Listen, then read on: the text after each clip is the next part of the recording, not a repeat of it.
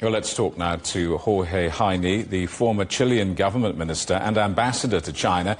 He's also the co-author of the book, The Active Non-Alignment Option.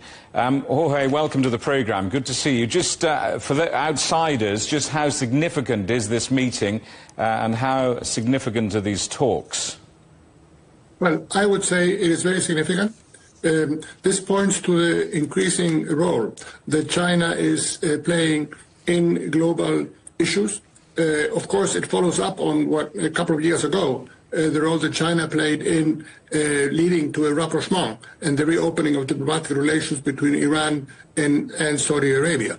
So I would underscore its significance. It also comes at a very perilous time for nuclear proliferation, given the many changes that we are seeing in the world today. There is a danger that a number of additional countries will embrace the need for developing nuclear weapons. Poland has expressed something along those lines, that would be interested in having U.S. nuclear weapons in Poland. Other countries are toying with the idea. So I think this is very important, very significant. Okay, well, I mean, given the dialogue is underway, where does this momentum go next? Well, I would say, look, the key issue here is the following. Iran has been subjected to U.S. and Western sanctions for a very long time. The key to get Iran on the table and move forward on the issues that are of concern to Western powers is to lift those sanctions.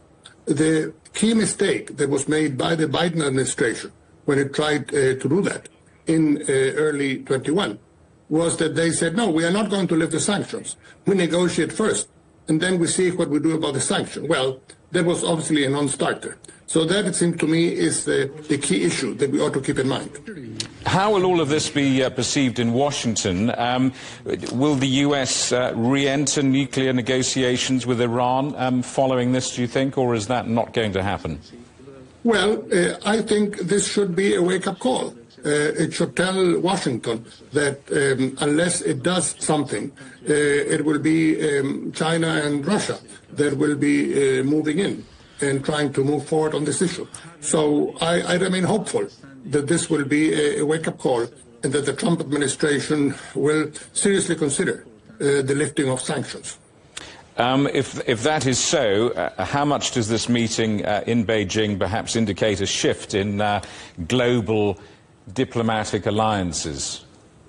Well, look, the whole world is now undergoing enormous changes.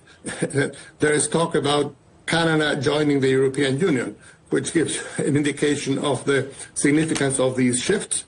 Some observers say that the very term the West has ceased to have any meaning.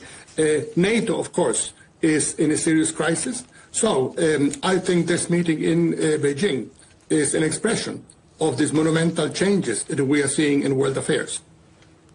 Jorge Heine, the former Chilean government minister, thank you very much indeed for your time. Thank you.